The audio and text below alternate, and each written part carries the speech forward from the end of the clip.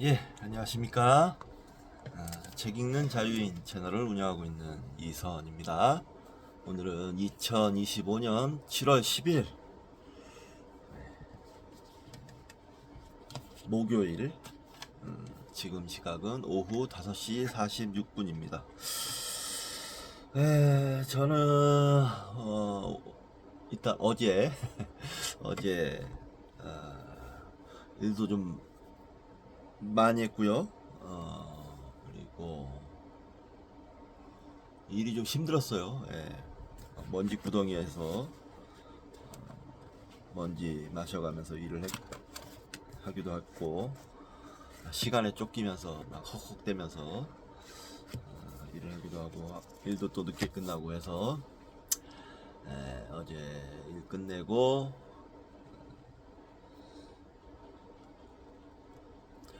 돼지고기 보쌈을 만들어가지고 직접 양파 넣고 마늘 넣고 파 넣고 돼지고기 보쌈용 돼지고기를 넣고 팔팔팔팔 오래오래 끓여서 정기현이랑 같이 먹었습니다. 소주도 한잔 하고 오랜만에 소맥을 했더니 좀 과식을 했는지, 과음까지는 아니었지만 과식을 했는지 아침에 좀 일어나기가 힘들었어요.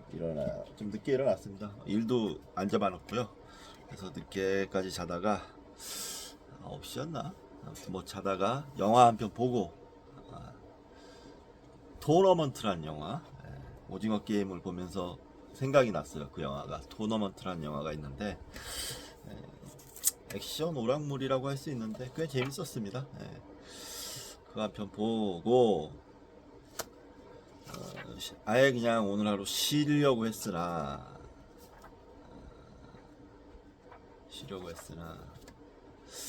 그래도 내일이 금요일인데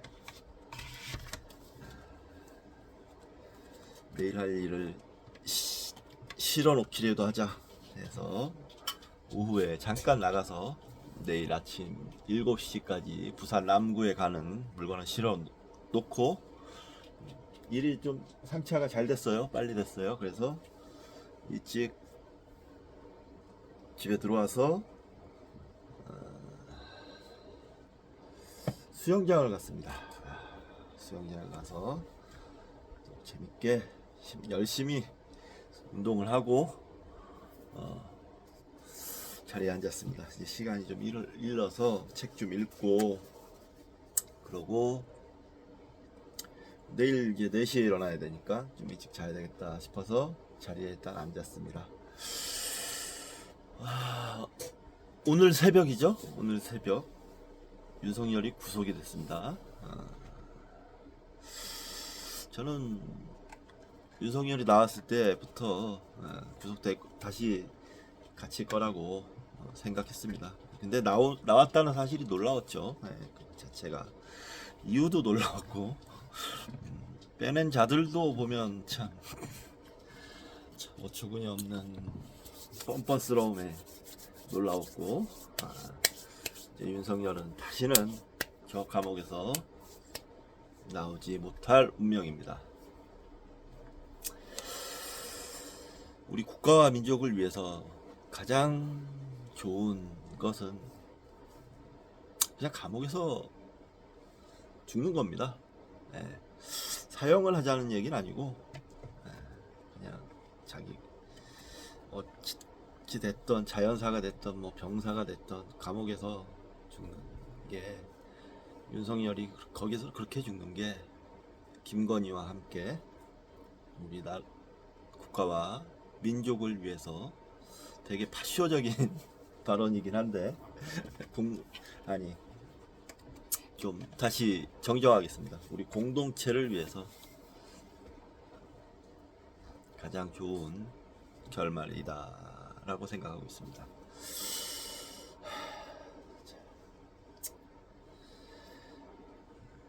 뭐 사형시키자는 얘기도 있는데 저는 일단은 기본적으로는 찬성입니다. 법의 지엄함을, 민주주의가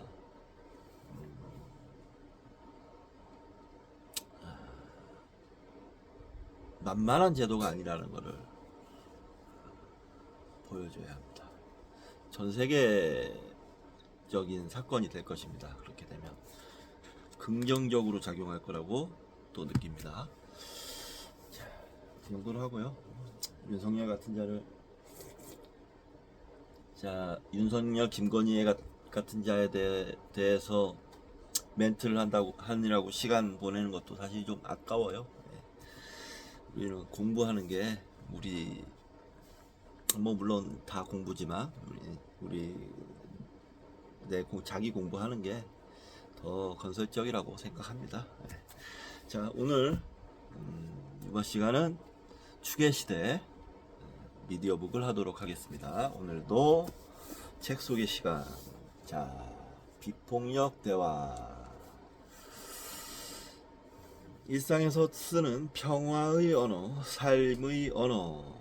마샬 B 로젠버그 지음, 캐서린 한 옮김. 조선출판 바오에서 나온 책입니다.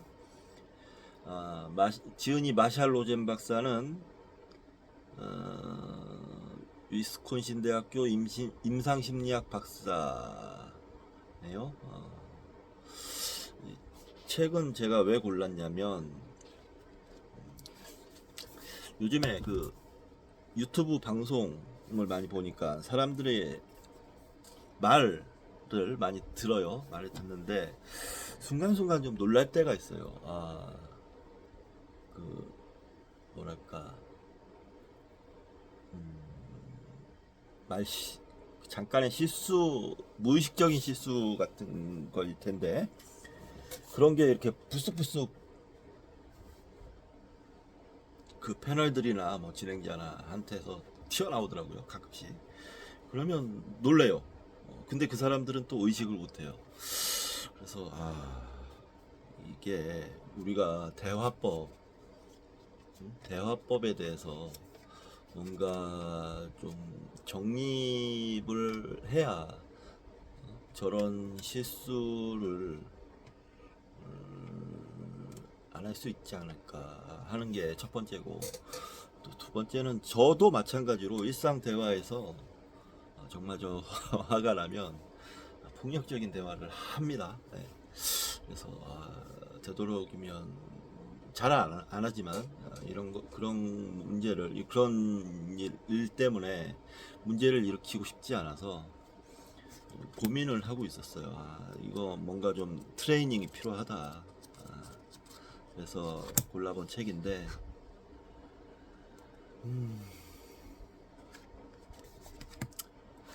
이 책이 평가도 참 좋고 일단 제목이 마음에 들었어요.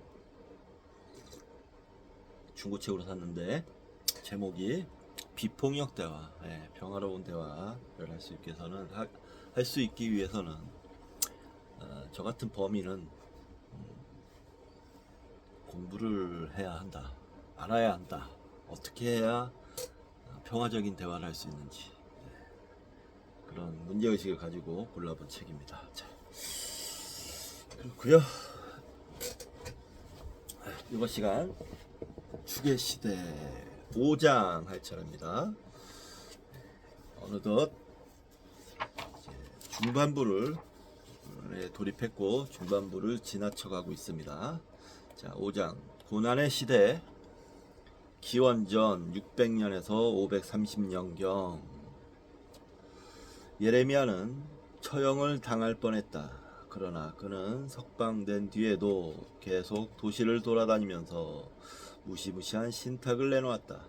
그의 이름은 과장된 비관주의의 대명사가 되었지만 사실 예레미야는 부정적이지 않았다. 그는 옳았다. 그의 굽힐 줄 모르는 용기 있는 태도는 추구의 시대의 핵심 원리 가운데 하나를 표현했다. 즉 사람들이 실제로 있는 그대로 보아야 한다는 것이었다. 아무리 고통스럽고 겁이 난다 해도 모래에 머리를 박고 진실을 마주하기를 거부한다면 영적으로나 현실적으로나 제 역할을 할 수 없었다. 있는 그대로 본다. 있는 그대로 본다. 있는 그대로 본다는 말을 되새기면서 한번 들어가 보겠습니다. 자, 이스라엘 편이 먼저 시작되는 것 같은데요. 자, 좀 내용이 얼마나 긴지 좀 먼저 살펴보겠습니다. 그랬다지 뭐 길진 않은 것 같고 한 1시간 좀 넘을 정도로 하면 읽겠네요. 네. 읽고 밥 먹고 자면 되겠습니다. 자, 추방당한 자들의 트라우마. 기원전 6세기에 이스라엘은 본격적으로 추구의 시대에 접어들었다. 이번에도 변화의 촉매는 걷잡을 수 없는 충격적인 폭력의 경험이었다. 요시아의 때이른 죽음 뒤 바빌로니아의 왕 네부카드네자르 2세 가로열고 느부갓네살, 이거는 성경에 느부갓네살이라고 돼 있는가요? 기원전 604년에서 562년 제위 가로 닫고 가 이 지역에서 논란의 여지없는 주인이 되었다. 그 뒤로 20년 동안 신바빌로니아 제국은 가나안을 두고 이집트와 경쟁했다.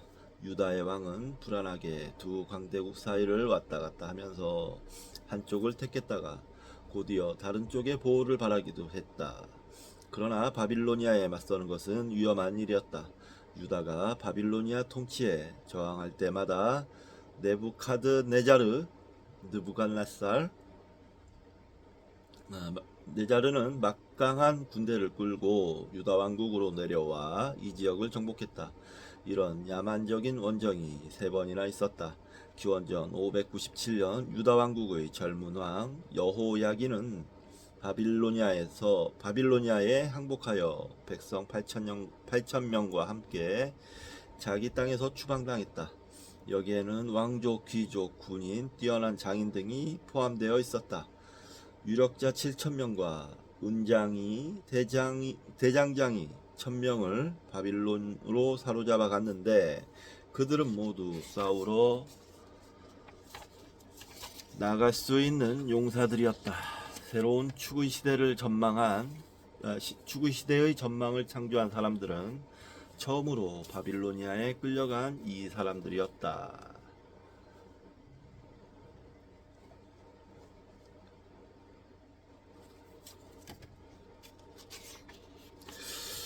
열왕기에 나오는 모양이에요. 자, 네부카드네자르는 유다의 심장부를 파헤쳤지만 유다는 바빌로니아에서 임명한 시드기야 여호야긴의 삼촌 가로 닫고를 왕위에 앉히고 10년을 더 버텼다. 기원전 587년 시드키야가 반란을 꾀하자 네부카드네자르는 자비를 보이지 않았다. 그의 군대는 예루살렘을 공격하여 성전을 부수고 도시를 잿더미로 만들었다. 시드키야는 아들들이 눈앞에서 살해당하는 것을 지켜본 뒤에 눈이 뽑혔고 5,000명의 포로와 함께 바빌로니아로 끌려갔다. 이제 천민들과 바빌로니아를 피해 황폐한 땅으로 달아난 사람들만 남았다. 이제 천민들과 바빌로니아를 피해 황폐한 땅으로 달아난 사람들만 남았다.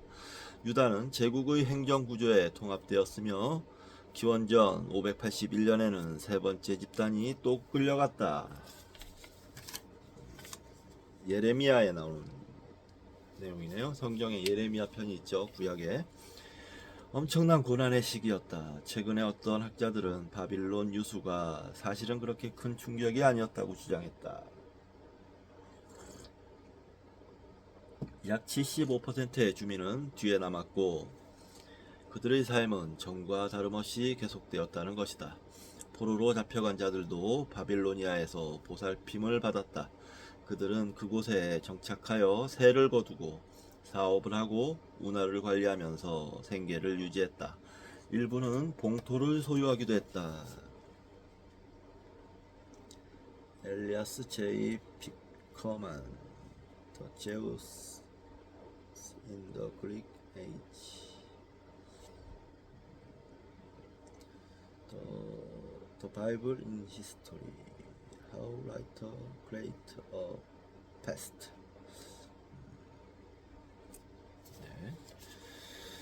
그러나 최근의 고고학적 연구 결과 예루살렘, 유다, 레반트 전체에 몰아친 바빌로니아의 공격은 아시리아의 공격보다 훨씬 더 파괴적이었다는 사실이 드러났다. 나라는 암흑시대로 접어들었다. 이스라엘 역사에서 가장 비참한 시기로 꼽을 만했다.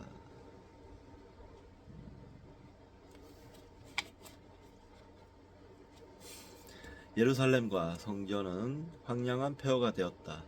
예레미야 애가는 그 텅 빈 광장, 무너진 담, 부서진 문을 묘사한다. 번영을 이루던 혼잡한 도시는 이제 자칼이 사는 곳이 되었다. 사람들은 쓰레기 더미를 뒤져 먹을 것을 찾고 어머니는 아기를 죽여 삶아 먹었으며 잘생긴 청년들은 시뻘건 얼굴에 뼈만 앙상한 몸으로 폐허가 된 도시를 배회했다. 예레미야의 애가에 나오는 대목인 모양입니다. 이스라엘 사람들은 무시무시한 공허를 들여다보았다. 그러나 모든 것을 잃었기에 몇몇 사람은 슬픔, 상실, 모욕의 경험에서 새로운 전망을 창조할 수 있었다.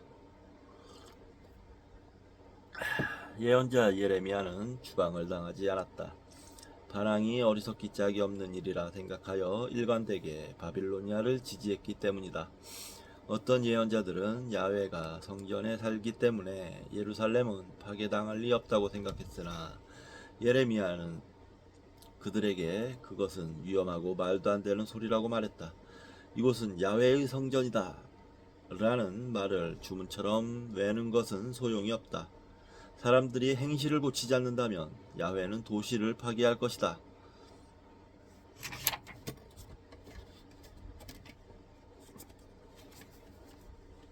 이것도 예레미야에 나오는 내용입니다. 이것은 대역이었다. 그래서 예레미야는 처형을 당할 뻔했다. 그러나 그는 석방된 뒤에도 계속 도시를 돌아다니며 무시무시한 신탁을 내놓았다. 그의 이름은 과장된 비관주의의 대명사가 되었지만 사실 예레미야는 부정적이지 않았다. 그는 옳았다. 그의 굽힐 모르는 용기 있는 태도는 주의 시대의 핵심 원리 가운데 하나를 표현했다. 즉 사람들이 실제로 있는 그대로 보아야 한다는 것이었다. 아무리 고통스럽고 겁이 난다 해도 머리를 박고 진실을 마주하기를 거부한다면 영적으로나 현실적으로나 제 역할을 할 수 없었다. 예레미야는 예언자 노릇을 싫어했다. 그리고 자신의 의사에 반하여 어쩔 수 없이 하루 종일 파멸과 멸망이라고 외치고 다닐 수밖에 없었다. 입을 닫으려 하면 심장과 뼈에 불이 붙는 듯하여 다시 예언을 할 수밖에 없었다. 또 예레미야는 아모스나 호세아와 마찬가지로 하느님이 자신을 장악했다고 느꼈다. 자신의 사지를 비트는 고통은 야훼의 고통이었다. 하느님 또한 수모를 당하고 추방을 당하고 버림받은 것처럼 느꼈다.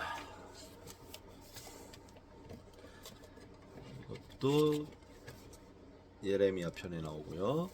예레미야는 자신의 고난을 부정하는 대신 사람들 앞에 슬픔의 인간으로 나타났다. 그는 자기 시대의 공포, 분노, 슬픔에 마음을 열고 그것이 자기 존재의 구석구석을 침범하는 것을 받아들였다. 부인할 수가 없었다. 그것은 깨달음의 방해가 될 뿐이기 때문이었다. 기원전 597년에 첫 추방이 일어난 직후 예레미야는 바빌로니아에서 이른바 예언자라고 하는 사람들이 추방자들에게 헛된 희망을 퍼뜨리고 있다는 이야기를 들었다. 그러자 그는 추방당한 사람들에게 공개 편지를 썼다. 그들은 가까운 미래에 고향으로 돌아오지 못할 것이다. 외려 야훼는 예루살렘을 부수어 버릴 것이다. 적어도 70년은 포로 생활을 해야 할 것이니 정착을 해서 집을 짓고 부인을 얻고 자식을 낳아라. 무엇보다도 포로 생활을 한다고 해서 원한을 품지 마라. 야훼의 메시지는 이런 것이다. 나에게 쫓겨 사로잡혀가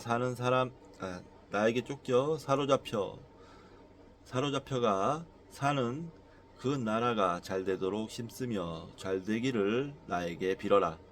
그 나라가 잘 되어야 너희도 잘 될 것이다. 만일 그들이 사실을 직면하여 거짓 위로에 등을 돌리고 마음이 증오에 오염되는 것을 막을 수 있다면 그들은 희망으로 가득한 미래를 누릴 것이다. 이것도 예레미야. 예레미야는 뒤에 남은 사람들이 아니라 기원전 597년에 포로로 끌려간 사람들이 이스라엘을 구할 것이라고 확신했다. 이 시련한 시기를 견디면 그들은 더 내적인 영성을 얻게 될 터였다. 야훼는 그들과 새로운 언약을 맺을 것이다. 이번에는 모세와 맺은 낡은 언약처럼 언약이 돌판에 새겨지지 않을 것이다. 인용입니다. 그날 내가 이스라엘 가문과 맺을 계약이란 그들의 가슴에 새겨줄 내 법을 말한다. 내가 분명히 말한다. 그 마음에 내 법을 새겨주어 나는 그들의 하느님이 되고 그들은 내 백성이 될 것이다. 내가 그들의 잘못을 다시는 기억하지 아니하고 그 죄를 용서하여 주리니 다시는 이웃이나 동기끼리 서로 깨우쳐주며 야훼의 심정을 알아들이고자 하지 않아도 될 것이며 높은 사람이나 낮은 사람이나 내 마음을 모르는 사람이 없으리라. 이는 내 말이라 어김이 없다. 이것도 예레미야에 나오는 내용입니다. 이스라엘 사람들 가운데 일부는 모든 것을 잃었기 때문에 내면으로 향했다. 그 각계에는 자신을 책임져야 했다. 그들은 추구의 시대의 더 내적이고 직접적인 삶을 발견했다. 그러나 포로 가운데 일부는 바빌로니아의 평안을 구하기는커녕 그 어린아이들의 머리를 바위에 메어치고 싶어했다. 이게 유명한 대목이에요. 아마 시편에 나올 겁니다. 네, 시편에 잠깐만요. 시편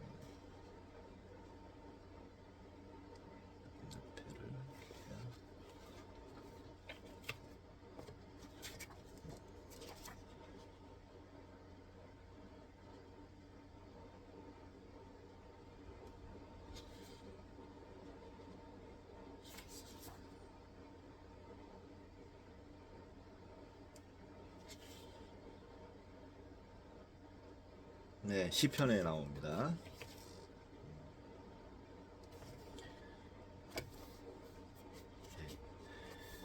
그 시편 기억할 수 있으면 좋겠는데 내용이 아무튼 좀 처연하게 고향을 그리워하다가 갑자기 돌변해가지고 바빌로니아에 복수하겠다며 바빌로니아 어린이들을 머리를 바위에 맺히겠다 뭐 막 이런 내용이 있어요. 네. 추방은 단지 주소만 바뀌는 것이 아니다. 그것은 영적인 혼란이다.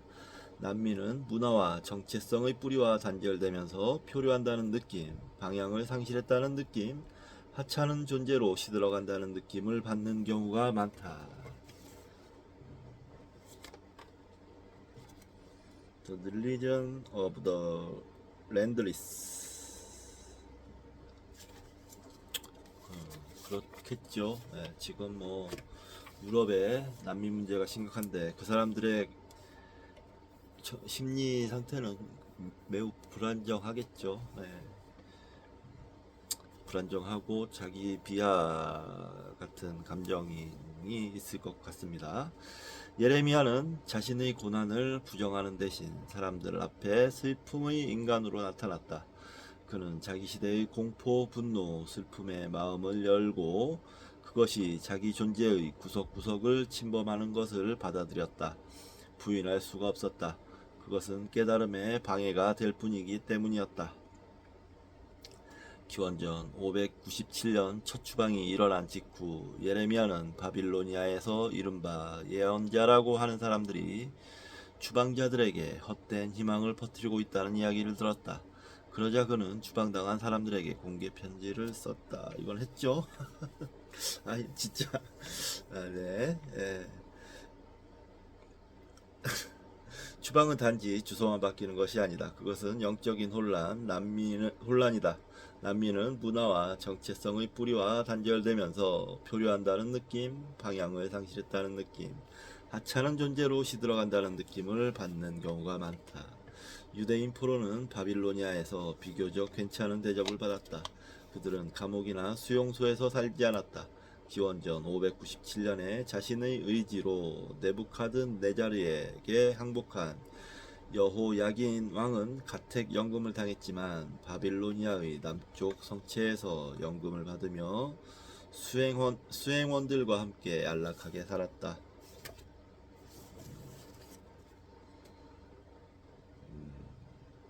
How the Bible Become a Book 에 나오는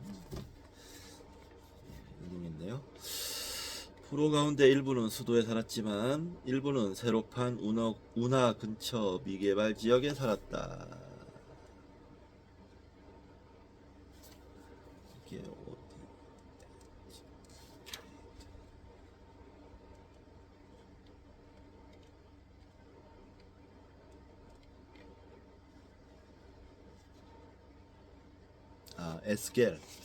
에스겔에 나오네요. 에스겔이라는 또 구약에 있죠.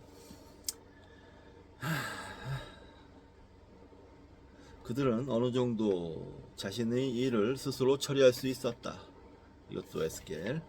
그럼에도 그들은 어디까지나 추방당한 사람들이었다. 그 가운데 많은 사람들이 예루살렘에서는 권위와 영향력을 자랑했다. 그러나 바로 바빌로니아에서는 정치적 권리도 없이 사회의 주변부에서 살아야 했다. 그들의 지위는 현지 주민 가운데 가장 가난한 사람들의 지위보다 낮았다. 일부는 강제 노역에 시달리기도 했다. 에스겔 앤 더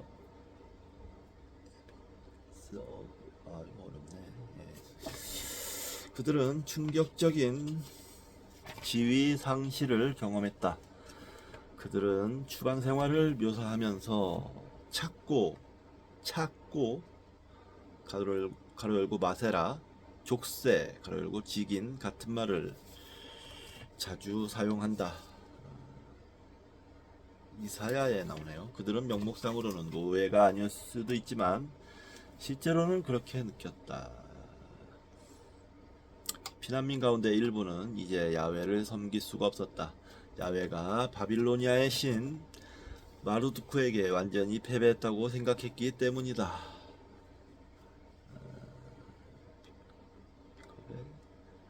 제우스인가.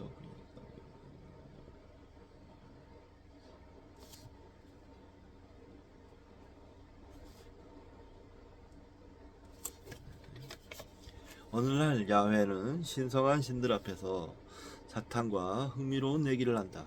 당시만 해도 사탄은 아직 맹렬한 악의 존재가 아니라 단지 하느님의 아들 가운데 하나로서 신들의 모임의 정당한 반대자였다. 욥기에 나옵니다. 사탄은 야훼가 가장 사랑하는 인간 욥이 한 번도 진정으로 시험을 받은 적이 없으며 단지 야훼가 그를 보호하고 번영을 허락했기 때문에 선한 것이라고 말했다. 가진 것을 다 잃으면 금세 눈앞에서 야훼를 저주할 것이라는 이야기였다. 그러자 야훼가 대답했다. 이제 내가 그의 소유를 모두 너희 손에 붙인다.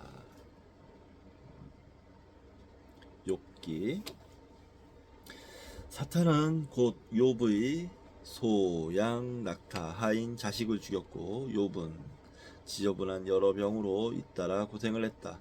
결국 욥은 실제로 하느님에게 등을 돌렸고 사탄은 내게서 승리했다. 그러나 이 시점에서 저자는 일련의 긴 시와 이야기로 인간의 고난을 정의롭고 자비롭고 전능한 신이라는 개념에 맞추려 한다. 욥의 네 친구는 전통적인 농거들을 모두 동원하여 욥을 위로하려 한다. 야훼는 사악한 자들만 벌할 뿐이다. 우리는 그의 계획을 헤아릴 수 없다. 야훼는 온전히 의로우니 욥이 뭔가 잘못한 것이 틀림없다. 이 그럴듯하고 편리한 상투적 주장에 욥은 격분하여 위로하러 온 친구들이 하느님처럼 행동하여 자신을 잔인하게 괴롭힌다고 비난한다.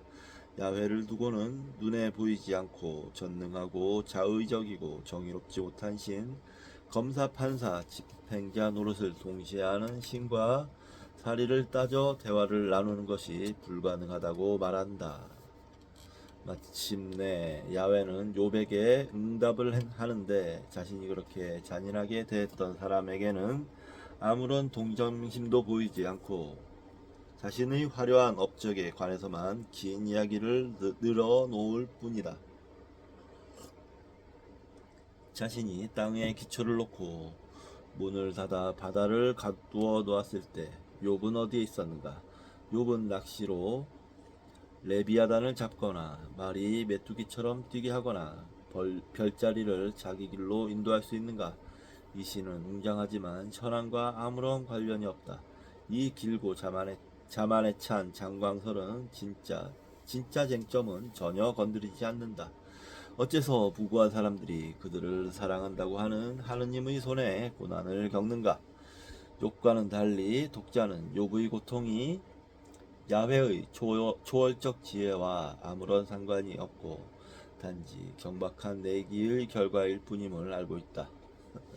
시의 끝에서 욥이 야훼의 과장된 심의 과시에 완전히 패배하여 자신의 불평을 다 거두어들이고 먼지와 죄를 쓰고 회개하자 야훼는 욥의 건강과 운을 회복해 준다. 그러나 이미 죽임을 당한 자식과 하인은 되살려 주지 않는다. 그들에게는 정의도 보상도 없다. 만일 욥기를 실제로 추방자 가운데 한 사람이 쓴 것이라면 공동체의 일부는 야훼에 대한 믿음을 완전히 잃었을 가능성이 있음을 알 수 있다. 그러나 일부는 파국에 창의적으로 대응하여 완전히 새로운 종교적 전망을 펼치기 시작했다.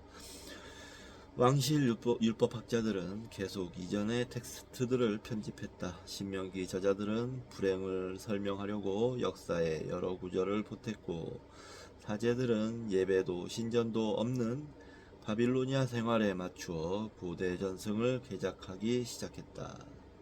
삶의 의미를 부여하는 모든 것, 즉 신전, 왕, 땅을 박탈당한 상태에서 그들은 집 없는 소수자로서 살아가는 법을 배워야 했다. 그들은 역사를 다시 쓰고 관습을 고치고 정통적인 신성한 상징을 근본적으로 혁신적인 방식으로 해석하는 것을 두려워하지 않았다.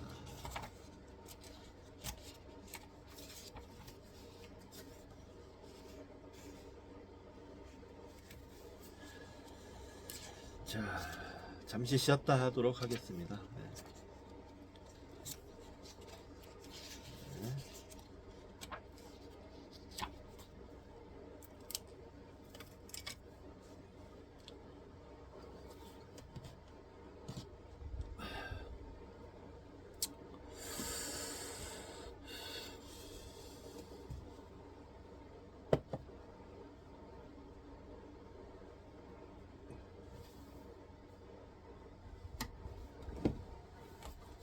정규현이 어디 갔어?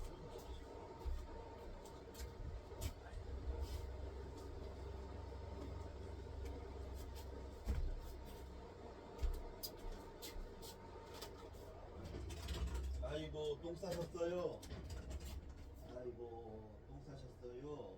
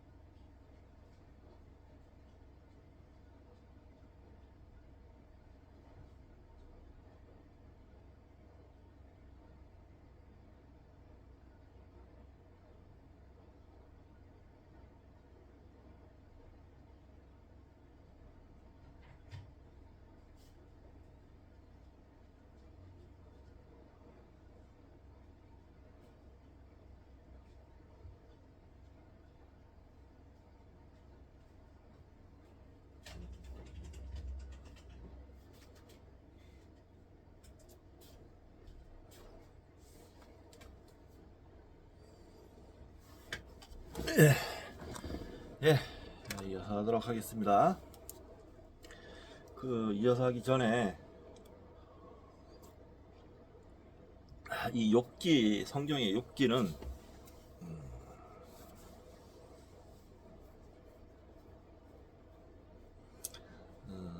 신학적,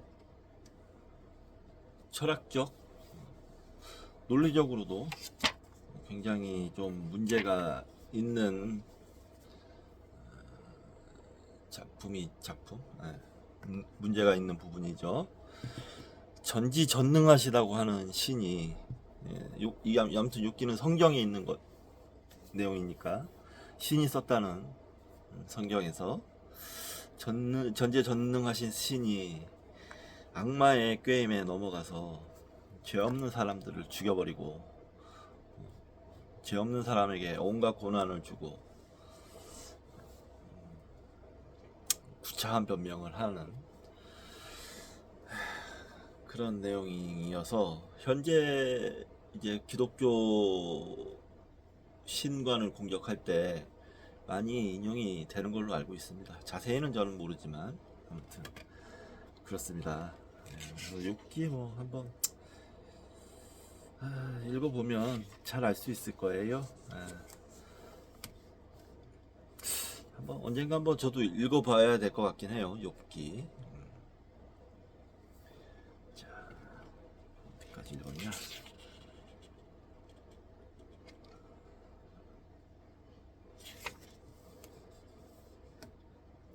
자, 이제부터 좀 서서 읽도록 하겠습니다.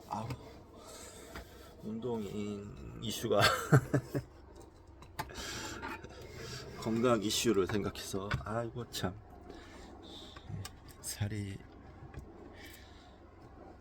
또 105kg가 넘더라고요. 오늘 체중을 재보니까 참 속상한데 살 빼기도 힘들고 그렇습니다. 누구를 탓하겠습니까? 모두 내 탓이지.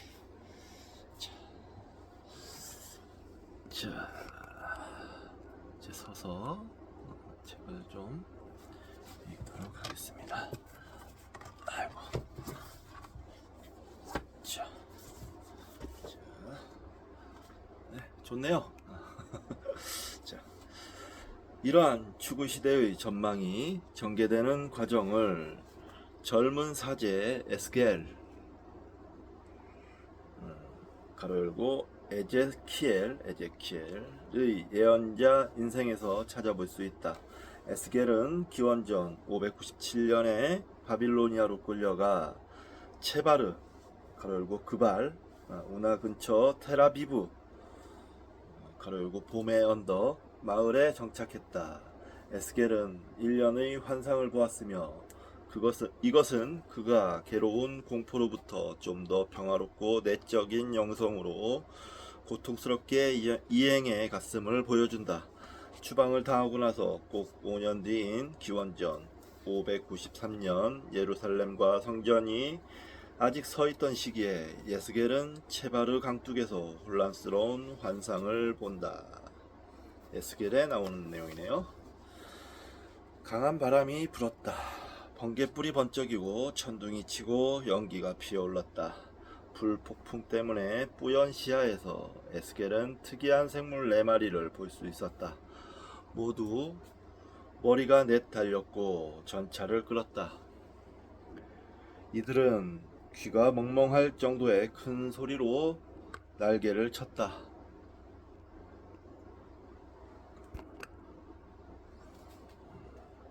그 날개치는 소리가 큰 물소리 같았고 전능하신 분의 음성 같았으며 싸움터에서 나는 고함 소리처럼 요란하였다. 전차 위에는 보좌의 형상이 있고 그 위에 사람 같은 모습이 보였다. 그 팔다리에서는 불을 뿜었다. 그러나 이것은 또 마치 야훼의 영광처럼 보였다. 두루마리를 쥔 손이 뻗어 나왔는데 두루마리에는 구슬프게 울부짖으며 엮어대는 상여 소리가 기록되어 있었다. 에스겔은 성스러운 메시지를 그의 백성에게 전하기 전에 억지로 그 두루마리를 먹어야 했다. 자기 시대의 폭력과 슬픔을 고통스럽게 소화해야 했던 것이다.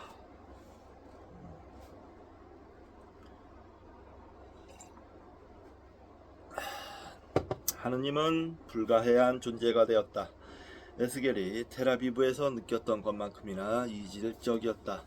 추방의 트라우마는 신명기 저자들이 그린 단정하고 합리적인 하느님을 부수어 버렸다.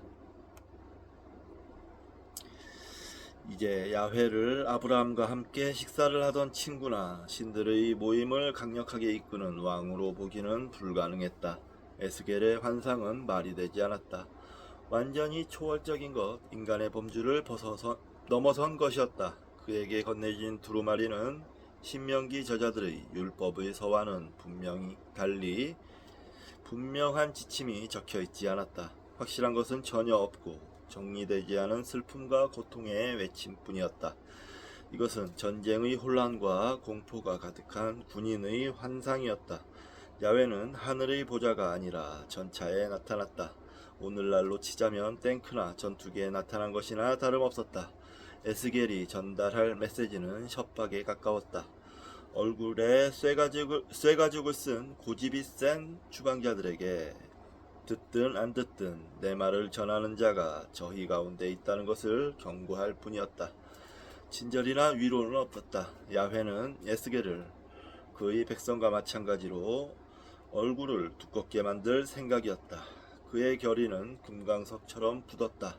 화석보다 굳은 금강석 같았다. 마침내 에스겔은 시끄러운 외침 사이에서 들어 올려졌다. 그는 야훼의 손이 자신의 몸 위에 무겁게 놓여 있음을 느꼈다. 그는 초조한 심정으로 야훼에게로 갔다. 에스겔은 텔아비브로 가서 얼빠진 사람이 되어 일주일을 누워 있었다. 에스겔에 나오는 내용이네요. 그러나 위로도 있었다. 에스겔이 두루마리를 먹고 그 엄청난 슬픔과 공포를 받아들이자 그것을 받아먹으니 마치 꿀처럼 입에 달았다. 이것도 에스겔.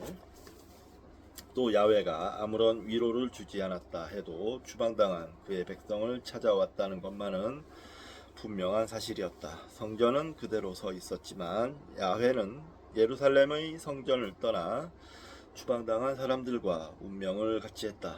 에스겔은 나중에 환상에서 야훼가 뒤에 남은 유다 사람들의 우상 숭배와 부도덕 때문에 자신의 도시에서 쫓겨난 것임을 알게 된다. 이것도 에스겔. 그러나 추방당한 사람들도 그런 재앙에 어느 정도 책임이 있음을 깨달아야 했다. 에스겔의 임무는 기원전 597년에 추방당한 사람들에게 이 사실을 깨닫게 하는 것이었다. 돌아갈 수 있을 것이라는 환상은 품지 말아야 했다. 그들이 해야 할 일은 회개하는 것이었고 어떻게 해서든 바빌로니아에서 제대로 질서 잡힌 생활을 구축하는 것이었다.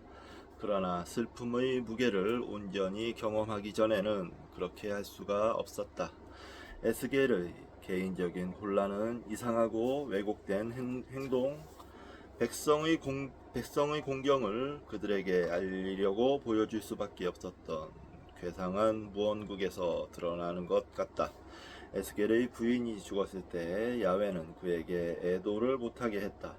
또 한 번은 에스겔에게 390일 동안 한쪽으로 모로 눕고 40일 동안 다른 쪽으로 모로 누워있게 했다. 야훼는 그를 묶어 집안에 가두고 에스겔의 혀가 입천장에 달라붙어 말을 못하게 했다. 한 번은 짐을 싸서 피난민처럼 텔아비브 주위를 걷게 하기도 했다. 에스겔은 심한 불안을 느끼는 바람에 계속 몸을 떨면서 가만히 앉아있지도 못하고 계속 안절부절 못하면서 돌아다녀야 했다.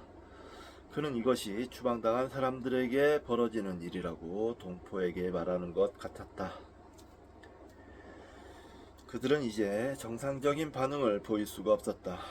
그들의 세계가 뒤집혔기 때문이다. 어디에서도 긴장을 풀거나 편안할 수가 없었다. 추방당한 사람들이 이 사실을 제대로 파악하지 못한다면, 상황을 있는 그대로 보지 못한다면 치유될 수가 없었다.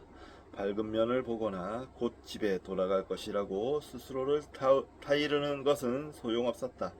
그것이 사실이 아니었기 때문이다. 따라서 그런 미망에서 벗어나야 했다.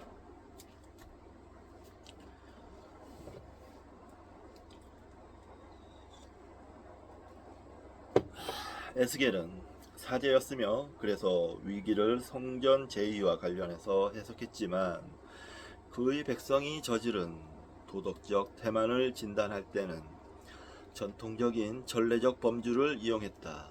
기원전 587년 예루살렘이 파괴되기 얼마 전에 에스겔은 야훼가 예루살렘에서 쫓겨난 이유를 알려주는 환상을 보았다. 에스겔은 안내를 받아 성전을 돌아다니다가 유다 백성이 파국에 직면한 상황에서도 여전히 야훼 외의 다른 신들을 섬기는 것을 보고 경악하고 말았다. 성전은 악몽의 장소가 되었다.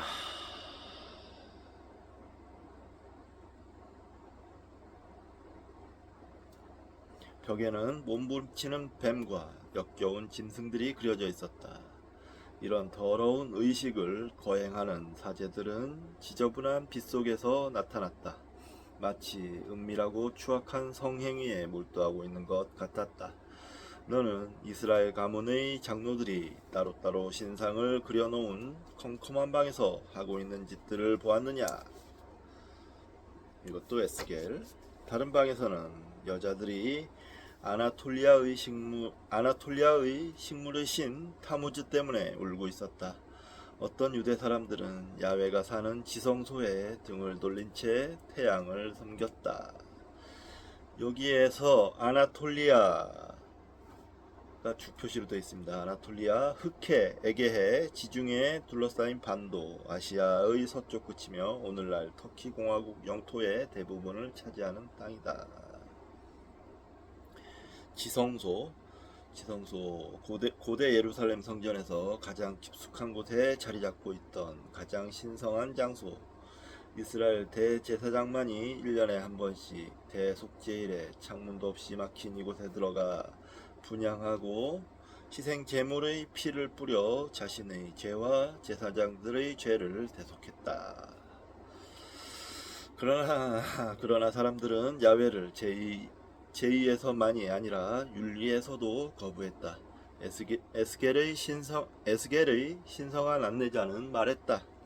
이스라엘과 유다 가문의 죄악이 얼마나 크고 무서운지 너는 아느냐? 야훼가 이 나라를 내버리고 돌보지도 않는다고 하며 온 나라에 유혈 참극을 벌인 것들, 부정부패로 이 수도를 채운 것들, 어떻게 내가 그들을 가엾게 여기고 불쌍히 보겠느냐? 그 소행대로 벌을 내리지 않을 수 없다. 이것도 에스겔. 나라 간에 서로 공격을 하는 이 세계에서 에스겔이 유다 사람들이 서로 자행하는 폭력에 몰두했다는 것은 중요한 의미가 있다. 개혁은 자신의 결점에 대한 객관적이고 분명한 검토에서 시작되어야 한다. 에스겔은 바빌로니아인의 잔혹성을 비난하거나 자신들의 고통을 적에게 투사하는 대신 함께 추방당한 사람들에게 더 가까운 곳을 보도록 강요했다. 성전 신앙에서 피는 핵심이었다. 사제들의 피에 대한 이야기는 이제까지 대부분의 제의에 집중되어 있었다. 그러나 이제 에스겔은 피를 살인, 무법, 사회적 불의의 상징으로 바꾸었다. 에스겔. 제의는 이제 추구의 시대의 새로운 도덕적 의무에 따라 해석되었다. 이 사회적 범죄들은 우상 숭배만큼이나 심각했으며 이스라엘은 임박한 재난을 두고 남을 탓할 수 없었다. 에스겔은 환상의 끝에 야훼의 전차가 감난산 너머로 날아가는 것을 보았다. 신성한 도시에서 신의 영광을 거두어가고 있었다.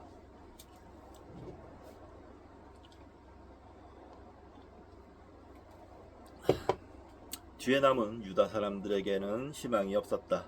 그들의 죄와 정치적 책략 때문에 예루살렘은 멸망할 터였다. 예레미야와 마찬가지로 에스겔도 이 사람들을 싫어했다.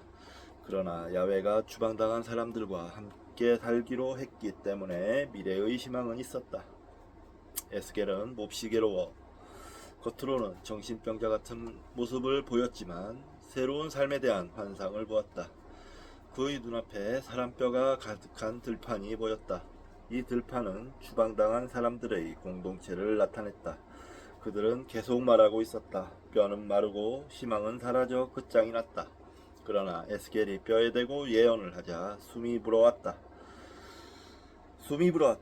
그러자 모두들 살아나 제발로 일어서서 굉장히 큰 무리를 이루었다.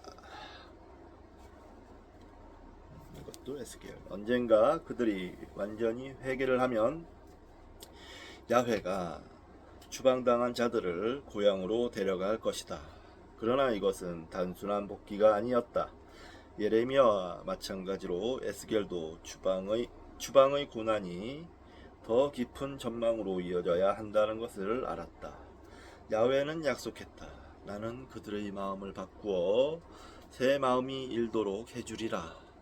그들의 몸에 박혔던 돌 같은 마음을 제거하고 피가 통하는 마음을 주리라. 그래서 나의 규정을 따르고 나의 법을 지켜 그대로 실행하도록 만들겠다. 그제야 그들은 나의 백성이 되고 나는 그들의 하나님이 될 것이다.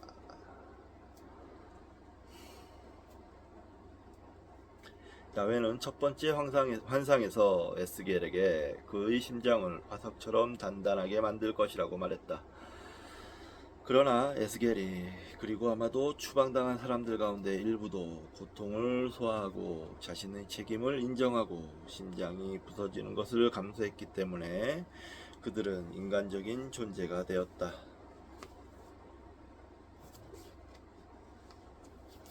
마지막으로 아마 말년의 일이겠지만 에스겔은 예루살렘이 파괴된 뒤 아주 높은 산에 있는 야훼 산마 가로 열고 야훼가 거기에 있다 라고 부르는 도시의 환상을 보았다.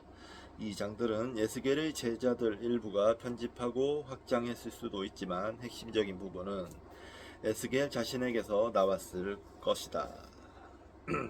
또 에스겔.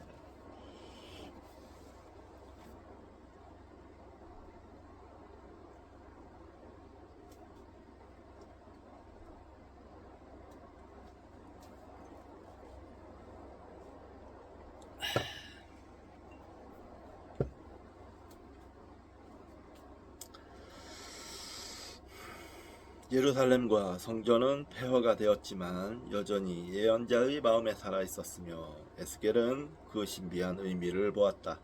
솔로몬의 성전은 에덴 동산의 복제물로 설계된 것이었으며 에스겔은 이제 눈앞에 지상 낙원을 보았다. 도시 한가운데 성전이 있었다. 성소 밑으로 물이 졸졸 흘러 성스러운 산을 따라 내려가며 주위의 땅을 치유하고 생명을 안겨주었다. 강둑을 따라 나무가 자라는데 잎이 시드는 일이 없다. 그 물이 성소에서 흘러나오기 때문에 다달이 새 과일이 나와서 열매가 끊어지는 일이 없다. 그 열매는 양식이 되고 그 잎은 약이 된다. 이것도 에스겔.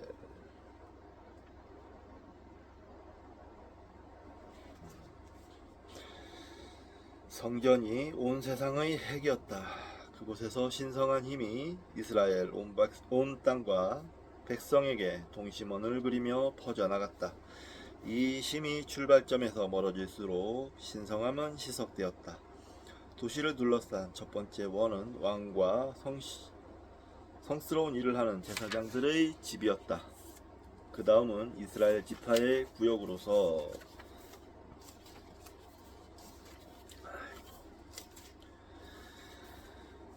첫 번째보다 덜 성스러웠다. 신성함의 영역 너머에 그 땅 바깥의 고임, 즉 이민족들의 세계가 있었다. 고임이라는 단어가 있네요. 주표시가 되어 있는데 고임, 유대인 입장에서 본 이민족, 이교도를 가리키는 말. 성전 예배에서 야훼는 카도슈, 즉 따로 떨어진 다른 존재였다. 이제 성전은 사라졌지만 이스라엘은 세계 나머지 땅과 다른 삶을 살아 여전히 신성함에 참여할 수 있었다. 회복된 공동체를 보여주는 이 환상은 미래를 위한 세밀한 청사진도 아니고 설계도도 아니었다. 인도 사람들이라면 만다라, 즉 명상을 위한 아이콘이라고 부를 만한 것으로서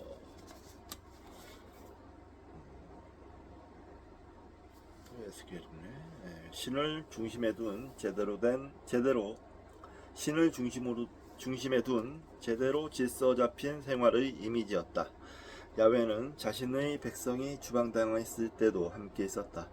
따라서 이 백성은 이교도와 구분되어 마치 여전히 성전 옆에서 사는 것처럼 살아야 한다. 이교도와 친하게 사귀거나 동화되지 말고 영적으로 야훼 주위에 모여야 한다.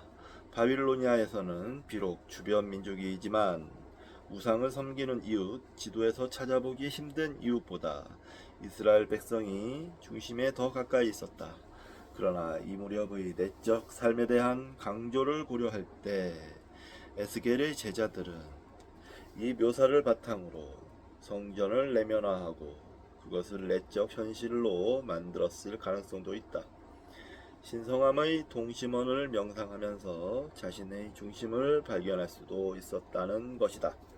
이것은 그들이 온전하게 기능할 수 있도록 방향을 잡아주었을 것이다. 이 추방당한 사람들은 우판샤드의 현자들처럼 정신을 엄격하게 분석하지 않았다.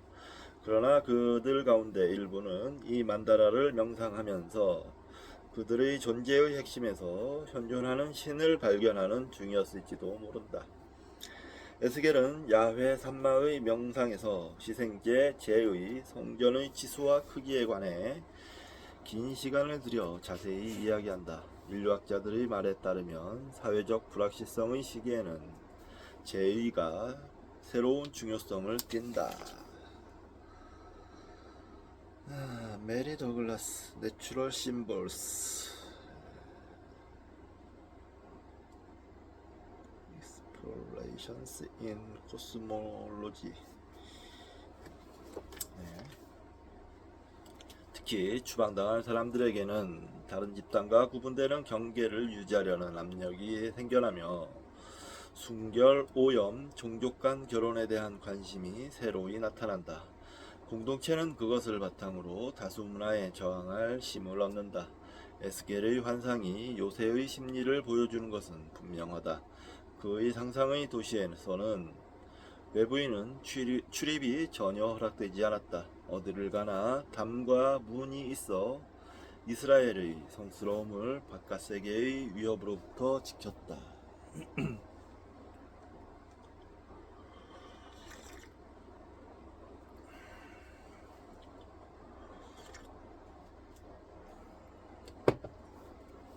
에스겔은 위대한 예언자들의 마지막 세대에 속한다. 예언은 늘 이스라엘과 유다의 군주제와 연결되어 있었기 때문에 군주제가 쇠퇴하자 예언도 영향력이 줄었다. 그러나 성전 안에서 공무를 수행했던 사제들은 돌이킬 수 없이 사라져버린 듯한 세계와 이어지는 마지막 고리로서 새롭게 중요한 위치를 차지했다. 사제들은 성전이 파괴된 뒤 절망에 빠져들 수도 있었다. 그러나 추방당한 사제들로 이루어진 소규모 집단은 낡은 것의 파편 위에 새로운 영성을 구축하기 시작했다. 우리는 그들에 관해서는 거의 알지 못한다. 학자들은 성경 가운데 이 사제들과 관련된 부분을 피라고 부르지만 이 피가 편집자 한 사람인지 아니면 사제 저술가와 편집자들로 이루어진 학파인지는 알지 못한다. 물론 후자일 가능성이 높기는 하지만 이들이 누구이건 피는 기록된 또는 구전된 오랜 전승 몇 가지를 활용했다. 프랭크모 크로스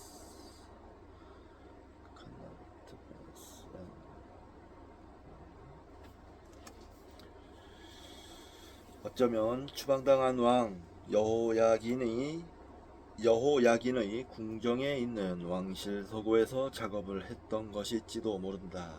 피가 이용한 문서에는 제2 서사 족장들의 혈통, 이스라엘 백성이 40년간 광야에서 지낼 때 야영을 했다고 하는 장소들의 목록이 담긴 고대의 제의 텍스트 등이 있다. 그러나 피의 가장 중요한 자료는 성결법전 그리고 기원전 7세기에 모은 잡다한 율법들과 성막문서다.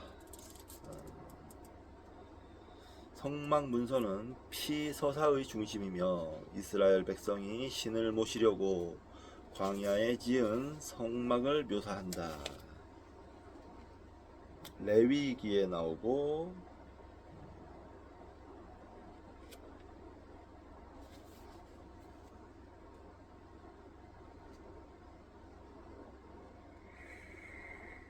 레위기와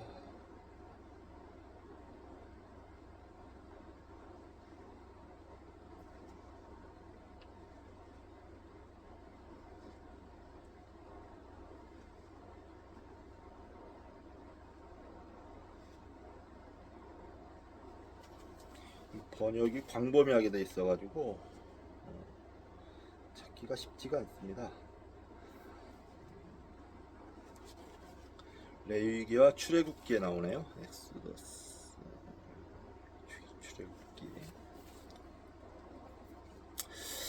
출애굽기에 성막이 묘사됐다. 출애굽기에 성막 주 표시가 있습니다. 성막 유대 역사에서 헤브라인들이 약속의 땅을 향해 방랑하던 시기에 예배를 드릴 수 있도록 세운 이동식 성소. 성막은 그 후 성전의 모델이 되었다. 기원전 957년 예루살렘에 솔로몬 성전이 세워지면서 성막은 성소로서 의미를 잃었다. 이스라엘 최초의 성막은 단순한 천막으로 이루어졌으며 그 안에 야훼가 나타나 자신의 뜻을 전달한다고 믿었다. 성막 이거 유명하죠. 이 사람들 광야에서 그래도 신을 모시겠다며 아주 그냥 애지중지 모시고 다녔다는 것. 이 성전은 모세가 그곳에서 야훼를 만나 지침을 받았기 때문에 회막이라고 부른다. 피의 자료 가운데 일부는 실제로 매우 오래되었다. 또 피는 언어도 의도적으로 고풍스럽게 꾸몄다. 그러나 그 목적까지 예스러운 것은 아니다. 피는 백성을 위하여 새로운 미래를 구축하기를 원했다. 피는 제2 서사에 중요한 대목을 보탰으며 레위기와 민수기에도 책임이 있다. 독자들은 대부분 이 사제의 이야기가 지나치게 어렵다고 생각한다.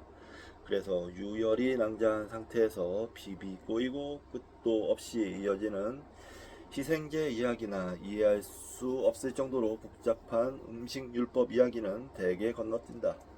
이제 성전마저 폐허가 된 마당에 그런 낡아빠진 의식을 왜 그렇게 자세히 묘사하는가? 추방을 당해 불순한 땅에 살고 있는데 왜 그렇게 순결을 강조하는가? 언뜻 보면 외적인 규칙과 제2의 강박을 느끼는 듯한 피의 이런 태도는 추구의 시대로부터 멀리 떨어진 느낌이 든다.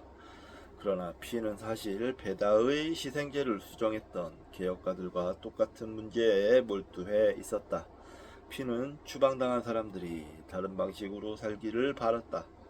이 율법을 충실하게 지키면 이 율법이 그들을 영혼 없는 수능 상태에 가두는 것이 아니라 깊은 수준에서 변화시킬 것이라고 확신했다.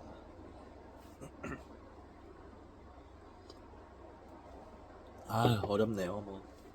제가 이쪽으로 잘 몰라서 모르지만 알아가는 거죠. 이스라엘의 하나님이 엿새 동안 어떻게 하늘과 땅을 창조했는지 말하는 창세기의 첫 장이 아마 피의 가장 유명한 작품일 것이다. 따라서 여기서부터 이야기를 시작하는 것이 좋겠다. 피의 첫 독자들은 창조 이야기를 들으면서 격렬한 투쟁의 이야기를 기대했을 것이다. 추방당한 사람들은 바빌로니아에 살고 있었다. 이곳에서는 새해가 올 때마다 마르두크가 시원의 바다인 티아마트를 물리친 이야기를 화려한 의식으로 재현했다. 또 야훼가 세상을 창조하면서 바다용을 죽인 이야기도 많았다. 따라서 독자들은 피가 서두를 열면서 바다 이야기를 했을 때 놀라지 않았을 것이다. 처음에 하느님께서 하늘과 땅을 지어내셨다.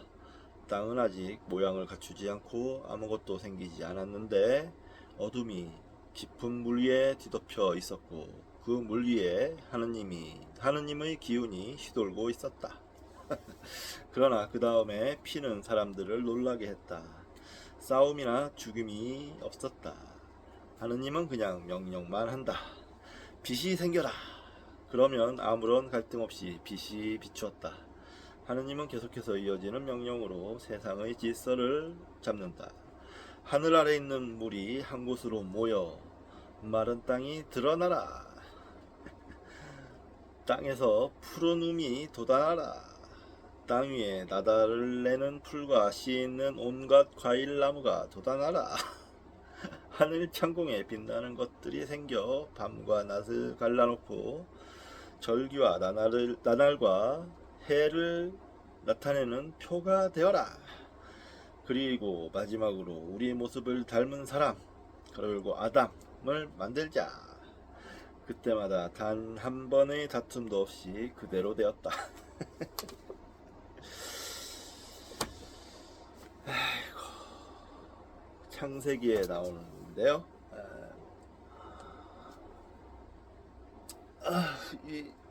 이런 거 사실로 믿고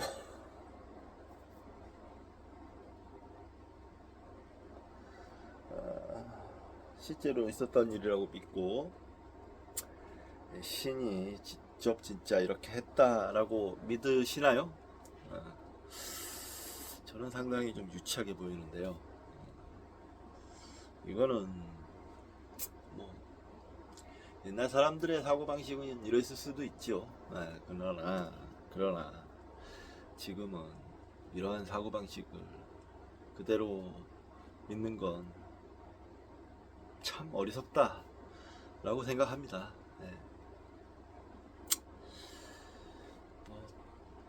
비유라든지 뭐 다른 의미로 얘기할 수도 있겠지만 이래서 고지god대로 문자를 해석하는 사람들은 위험한 거예요.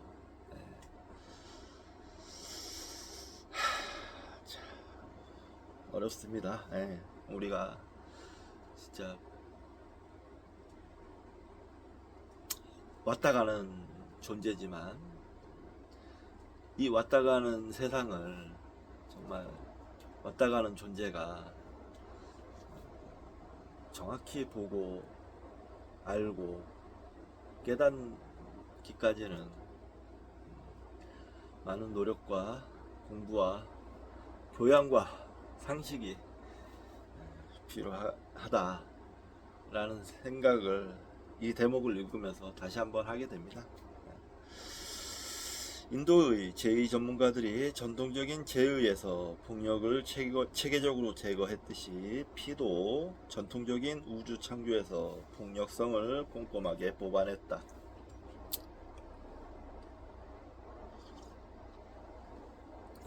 모르겠어요. 여기 이 저자는 뭔가 좀 긍정적으로 보는 것 같은데요. 저는 긍정적으로 보이지 않습니다. 이것은 놀라운 영적 업적이었다. 추방당한 사람들은 무시무시한 전쟁의 피해자들이었다. 바빌로니아 사람들은 그들의 조국을 유린하고 도시를 폐허로 만들고 성전을 박살내고 그들을 강제로 추방했다. 그들 가운데 일부는 자신들이 당한 그대로 바빌로니아 사람들에게 갚아주기를 원했음을 우리는 알고 있다. 아까 애가 말했죠. 애가 여기 이제 나오네요. 인용입니다. 파괴자 바빌로나, 너가 우리에게 입힌 해악을 그대로 갚아주는 사람에게 행운이 있을지라. 내 어린 것들을 잡아다가 바위에 메어치는 사람에게 행운이 있을지라. 무시무시합니다.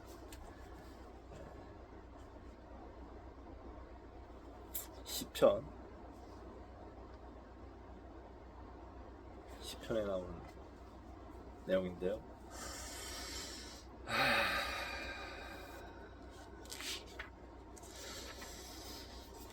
고대 자료라고 해서 이거를 모두 그냥 긍정적으로 해석하려고 한다면 문제가 생길 거라고 생각합니다. 이들은 이 정도 심성밖에 갖지 못한 사람들이었던 거예요.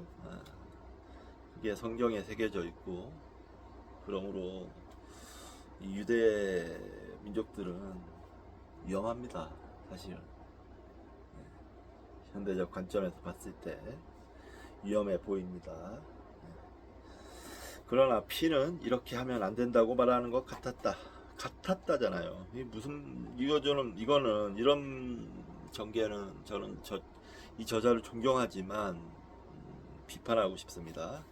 그의 창조 이야기는 바빌로니아 정복자들의 종교에 대한 논박으로 볼 수 있다. 야훼는 마르두크보다 훨씬 더 강했다. 우주에 명령을 할 때 다른 신들과 전투를 벌일 필요가 없었다. 바다는 무시무시한 여신이 아니라 우주의 원료에 불과했다. 해, 달, 별도 피조물로서 자기 기능만 수행할 뿐이었다. 마르두크는 피조물을 매년 갱신해야 하지만 야훼는 불과 엿새 만에 일을 끝내고 일회째는 쉴 수 있었다. 이게 그 유명한 안식일이죠. 일회째는 쉬죠. 그냥 아무것도 안 합니다. 그는 다른 신들과 경쟁할 필요가 없었다. 다른 신들과 비교가 되지 않기 때문이다. 야훼는 우주에서 유일한 신이었으며 모든 대립을 뛰어넘었다.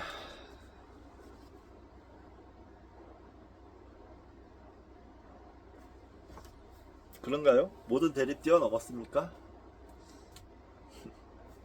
그거는 정신승리죠. 자기들 의식 속에서만 벌어지는 일이죠. 현실은 전혀 그렇지 않습니다. 이스라엘 백성은 다른 민족의 믿음에 아주 냉혹해질 수 있는 사람들이었다. 그러나 피는 그 길을 걷지 않았다. 바빌로니아의 종교에 대한 싸구려 조롱은 없었다. 추방당한 사람들은 비록 폭력적으로 뿌리가 뽑혔지만 이곳은 모든 것이 제자리에 있는 세상이었다. 창조의 마지막 날 이렇게 만드신 모든 것을 하느님께서 보시니 참 좋았다. 좋으셨군요. 제네시스 창세기.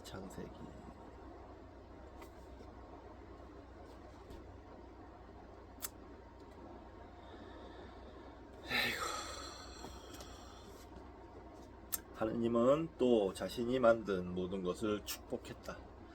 그 모든 것에는 아마 바빌로니아 사람들도 포함되었을 것이다.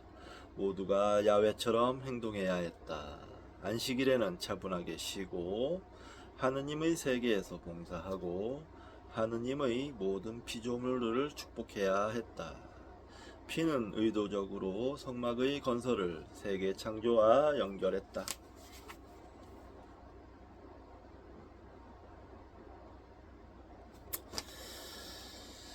야훼는 모세에게 이 성소의 건축을 지시하면서 엿새 만에 일을 마치라고 말했다. 이튿날은 너희가 거룩히 지내야 할 날, 곧 야훼를 위하여 푹 쉬는 안식일이라. 출애굽기에 나옵니다. 성막을 완성하자 모세가 이 모든 제품을 검사해 보았다. 모든 것이 야훼께서 자기에게 지시하신 대로 된 것을 확인하고 모세는 그들에게 복을 빌어 주었다. 이것도 출애굽기. 이집트 탈출은 피의 전망에서 결정적인 자리를 차지한다. 그러나 피는 이 이야기를 신명기 저자들과는 매우 다르게 해석했다. 피는 시나이 산에서 맺은 언약을 묘사하지 않았다.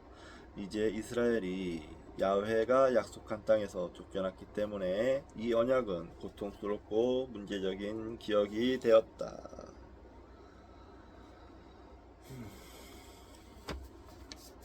피에게 이 이야기의 결정은 율법의 설을 주는 것이 아니라 성막에 하느님이 임재하여 생명을 주는 것이었다.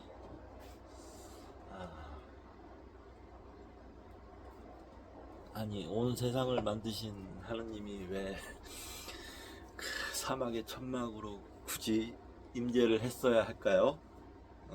어디에나 있어야 되는 게 아닌가요? 왜 굳이?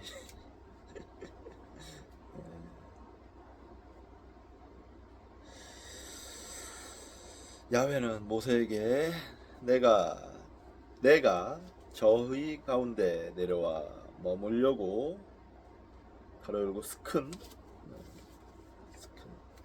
출애굽기에 나오는데 그들을 이집트에서 데리고 나왔다고 말했다. 이동 성전에 임재하신 하느님은 이스라엘 백성이 어디를 가나 함께 다녔다. 스큰의 어근은 샤칸이며 이 말은 보통 살다로 번역되지만 원래는 유목민으로서 천막 거주자의 삶을 살다라는 뜻이다.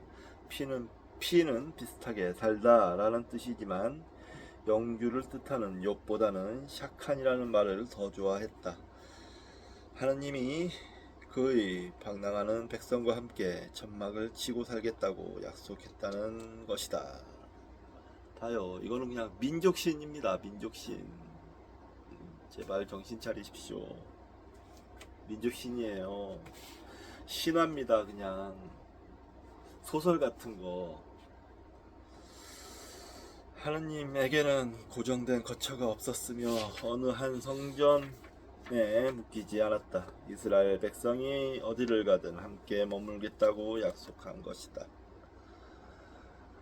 네, 이스라엘 백성만 챙기는 신이기 때문에 민족신입니다. 네. 미몽에서 제발 깨어나십시오. 피는 제2 서사를 편집하면서 출애굽기를 성막의 완성으로 끝냈다. 이때 하느님은 약속을 이행했고 야훼의 영광이 성막 가로 열고 미슈칸을 채웠고 그의 존재의 구름이 그것을 덮었다. 인용입니다. 이스라엘 백성은 구름이 성막에서 거치기만 하면 잔을 거두고 떠난다. 그들이 헤매고 떠도는 동안 낮에는 야훼의 구름이 성막을 덮어주었고 밤에는 그 구름에서 불이 비쳐 이스라엘 온 족속의 눈앞을 환히 밝혀준다. 출애굽기. 현재 시제는 매우 중요하다. 주표시가 되어 있는데 우리말 성경에는 과거 시제로 되어 있다. 떠났다, 밝혀주었다. 최근에 바빌로니아로 행진할 때도 야훼는 여전히 그의 백성과 함께 있었기 때문이다. 이스라엘은 그들의 하느님과 마찬가지로 이동하는 민족이었다.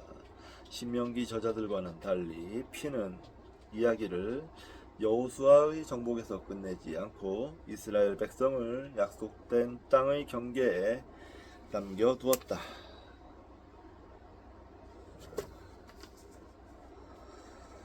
이스라엘이 하나의 민족인 것은 그들이 어떤 특정한 나라에 살기 때문이 아니었다.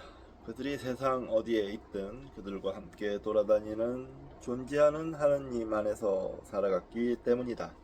피가 광야에서 이스라엘의 야영지를 묘사한 것을 보면 추방당한 사람들이 지닌 질서에 대한 열망을 드러낸다. 민수기에 나온다. 밤에 장막을 치거나 낮에 행진을 할 때면 지파 각각은 장막 주위의 하느님이 정해진 자리를 지켰다. 잔혹하게 망가진 이스라엘의 역사는 민수기에서는 한 장소에서 다른 장소로 당당하게 이동하는 것으로 제시된다. 피는 제2 서사에 자신의 사제 전승을 보태면서 자기 민족의 역사를 고쳐 써서 바빌로니아로 추방당한 것이 1년의 비극적 이주 가운데 가장 최근의 이주에 불과함을 보여주었다.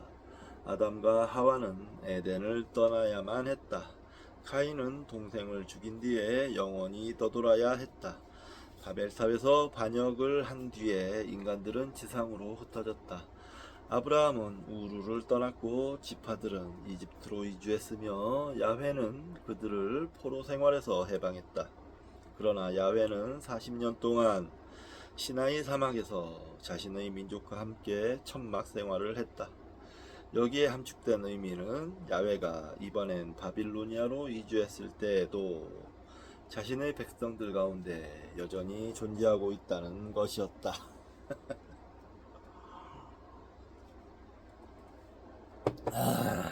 이런데 이러한데 민족신이라고 얘기하지 않고 온 세상 사람들의 공통된 신이라고 말할 수 있습니까? 추방당한 사람들의 공동체는 끝도 없이 불평과 불만을 늘어놓았을 것이다.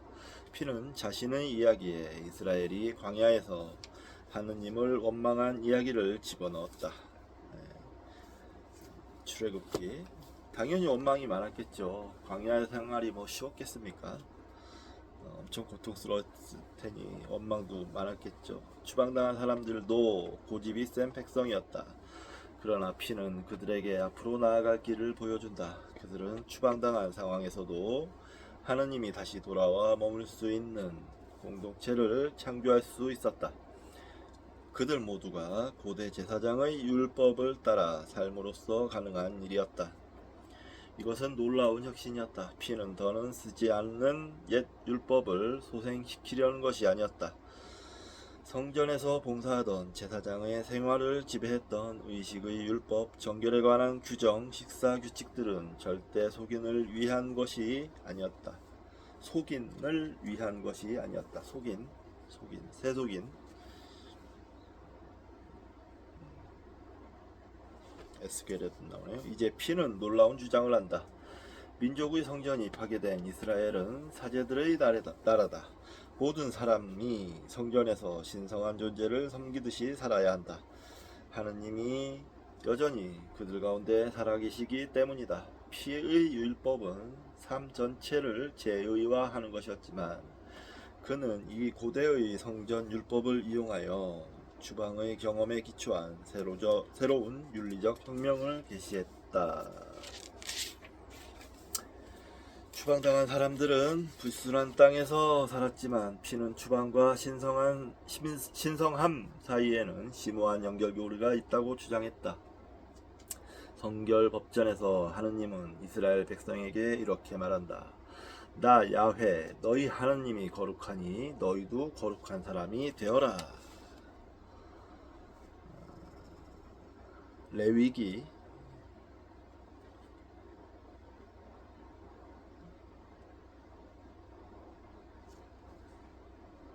레위기 맞습니다. 레위기에 나오네요. 거룩하다는 것은 분리된다는 것이다. 야훼는 달랐다. 평범하고 세속적인 현실과는 근본적으로 달랐다. 피가 제시한 율법은 분리의 원칙에 따라 신성한 생활 방식을 만들어냈다. 사람들은 바빌로니아의 이웃과 떨어져 살고 자연 세계도 멀리해야 했다. 삶의 모든 세세한 면에서 하느님의 다름을 모방하면 야훼가 신성한 만큼 신성해질 수 있으며 하느님이 있는 자리에 있을 수 있다. 추방이란 본질적으로 소외된 삶이었기 때문에 바빌로니아는 이런 강령을 실행에 옮기기에 완벽한 장소였다. 레위기에서 야훼는 희생, 식단, 나아가 사회적, 성적, 종교적 삶과 관련된 자세한 규정들을 제시한다. 야훼는 만일 이스라엘이 이 율법들을 지키면 늘 그 가운데 있을 것이라고 약속한다. 전제 조건이 있네요. 뭐뭐 하면 하느님과 이스라엘은 함께 여행한다. 만일 이스라엘이 야훼의 계명을 무시하면 야훼는 벌하는 힘으로써 그들과 함께 걸을 것이다. 이것도 레위기. 야훼는 그들의 땅을 황폐하게 하고 성소와 신전을 파괴하고 그들을 여러 나라에 흩어 놓을 것이다. 피는 바로 그런 일이 지금 일어난 것이라고 암시한다. 이스라엘 민족은 신성한 삶을 살지 않았으며 그것이 그들이 지금 추방당한 이유다. 하지만 회개를 하면 야훼는 적의 땅에서도 그들을 기억할 것이다. 내가 너희 가운데 나의 있을 자리를 정하고 너희를 저버리지 아니하리라. 이것도 레위기. 바빌로니아가 하느님이 저녁 서늘할 때 아담과 함께 걸었던 새 에덴이 될 수도 있는 것이다. 추구시대 인간이었던 피에게 신성함은 이제 단순히 예배의 문제가 아니라 강한 윤리적 요소였다. 이것은 모든 피조물의 신성한 다름에 대한 절대적 존중과 관련된 문제였다. 자유의 율법에서 야훼는 어떤 것도, 심지어 토지도 노예도 만들거나 소유할 수 없다고 주장했다. 또 레위기. 50년마다 선포되는 신년, 가로 열고 구약에 나오는 규정으로서 50년마다 돌아오는 안식의 해, 가로 닫고. 신년이면 모든 노예를 해방하고 모든 빚은 탕감했다. 이거 들어본 적 있어요. 이스라엘 사람들은 별도로 성스러운 생활을 했지만 나그네를 멸시하는 것은 금지되었다.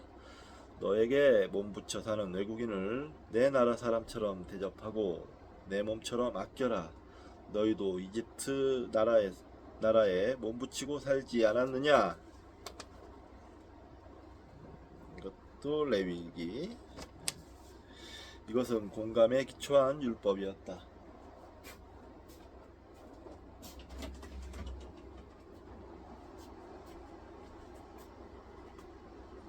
고난의 경험은 다른 사람들의 고통을 이해하게 해준다. 스스로 슬픔을 겪으면 남들과 공감하는 법을 배우게 된다. 그러나 피는 현실주의자였다. 사랑하라는 계명은 사람들에게 늘 따뜻한 애정으로 가득한 상태가 될 것을 요구하지 않았다.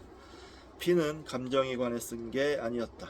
이것은 율법 법전이었으며 피의 언어는 여느 법의 판결과 마찬가지로 전문적이고 간결하다.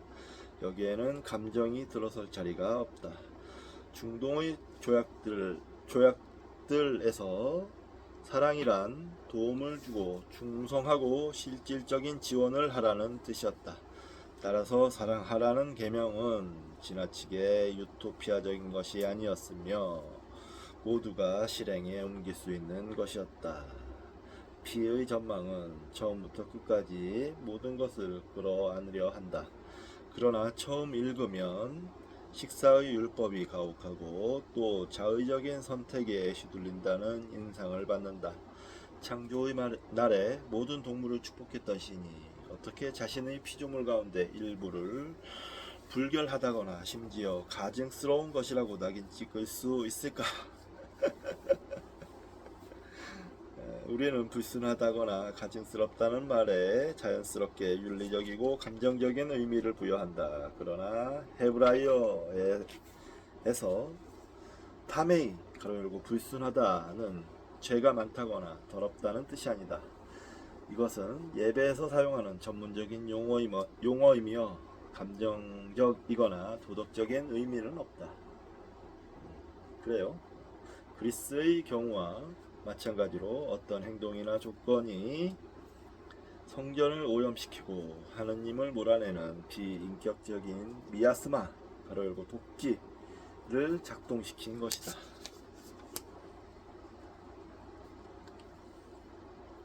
메리 더글라스.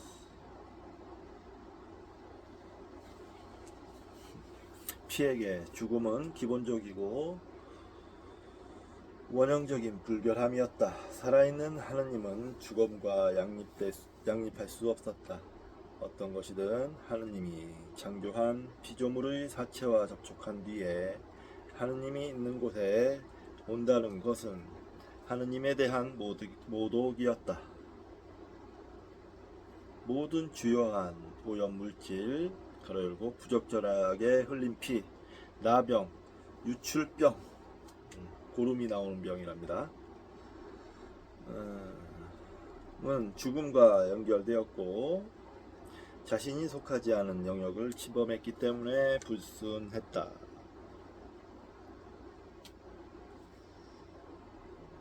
민수기에 나오네요. 성전에서 신성한 존재를 섬기는 사체나 부패의 상징과 접촉하는 일은 일체 피해야 했다. 이제는 이스라엘 사람들 모두가 사제처럼 행동해야 했다. 그들 또한 하느님과 함께 살고 있었기 때문이다.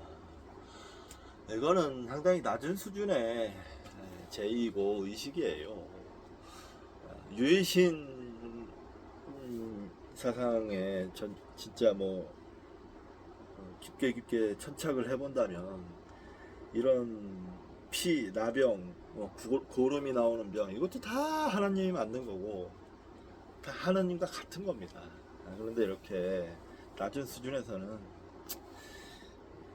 이런 거를 경계짓고 피하게 되는 거죠.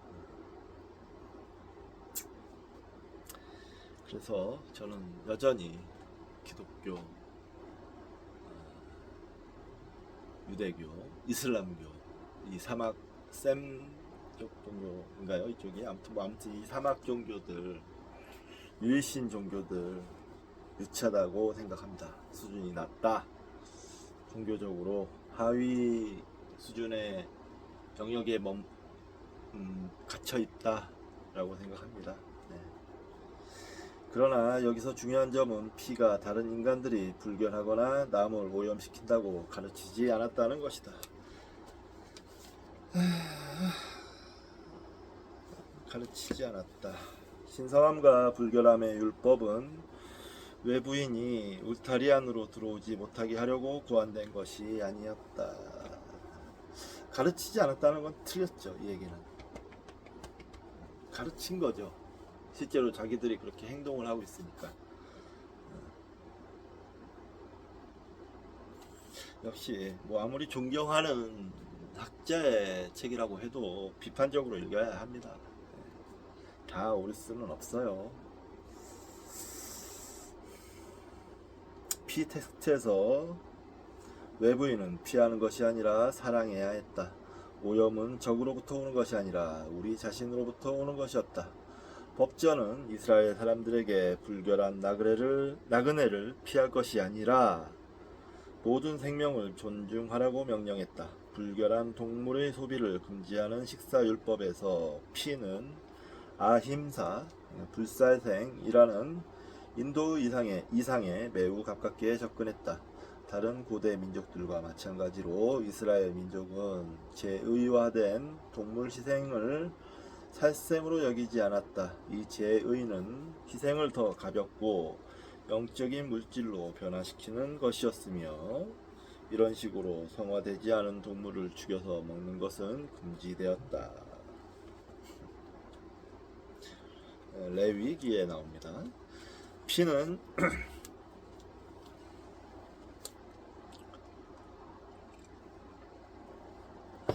신명기 저자들이 허락했던 세속적 도살을 금지했으며 이스라엘 사람들이 자신의 양떼나 소떼에 속한 가축만 희생으로 바치고 먹을 수 있다고 규정했다. 이 짐승들은 공동체에 속한 따라서 이스라엘과 하느님의 언약에 참여하는 깨끗한 또는 정결한 동물이었다. 이 동물들은 하느님 소유였으며 아무도 그들을 해칠 수 없었다. 깨끗한 동물들은 안식일에 쉬는 것을 허락해야 했으며 사후의 생명을 주어야만 먹을 수 있었다. 레위기와 출애굽기.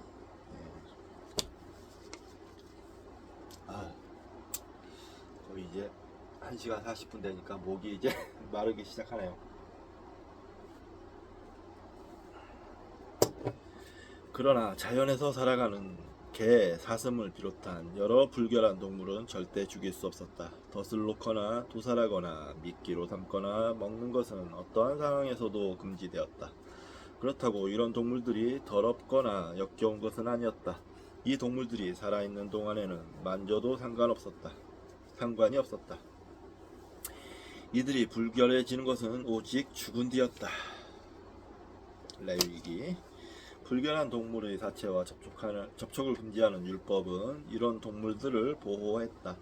사체의 가죽을 벗기거나 어떤 부위를 잘라낼 수 없다는 뜻이었기 때문이다. 따라서 그런 동물을 사냥하거나 덫으로 잡아보았자 소용이 없었다. 마찬가지로 가증스러운 것, 가로 열고 세케트로 분류된 동물도 살아있을 때는 가증스러운 것이 아니었다. 이스라엘 사람들은 그런 동물이 죽었을 때만 피하면 되었다. 그 이유는 앞의 경우와 같았다. 이 바다와 공중에서 무리지어 다니는 피조물은 약했으며 동정을 불러일으킬 수밖에 없었다. 예를 들어 메추라기는 아주 작았으며 바람에 날려 쉽게 경로에서 이탈했다.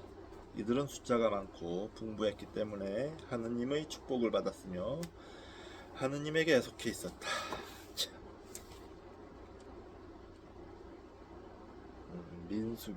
민수기에 나와요. 참 짜지네요. 짜치네요. 짜쳐. 하느님의 모든 동물은 그의 아름다운 피조물이었다. 레위기. 피는 하느님이 동물을 창조하던 날에 깨끗한 동물과 불결한 동물을 모두 축복했으며 홍수가 났을 때 정결한 동물과 그렇지 않은 동물을 모두 구했다는 사실을 분명히 밝혔다. 따라서 그들 가운데 어느 것이라도 해치는 것은 하느님의 신성함을 모욕하는 일이었다. 그러나 피는 불안의 저류가 흐르고 있다. 신체의 벽이 파괴되는 상황에 대한 두려움에서 나온 나병이나 유출병이나 생리를 둘러싼 법은 추방당한 공동체가 분명한 경계를 확립하는 일에 관심이 있었음을 보여준다. 피가 모든 것이 제자리를 잡은 세계를 환기하는 것은 추방이 남긴 트라우마 때문이다. 무자비한 제국 권력의 과시는 추방당한 사람들의 민족적 통일성을 훼손했다. 이런 상황에서 추방당한 사제와 예언자들은 원언과 복수에 기초한 믿음을 피하고 모든 생명의 신성함을 인정하는 영성을 창조함으로써 위대한 성취를 이루었다. 네, 여기까지입니다. 이번 천을 보면서 느낀 것이 역시 유대교는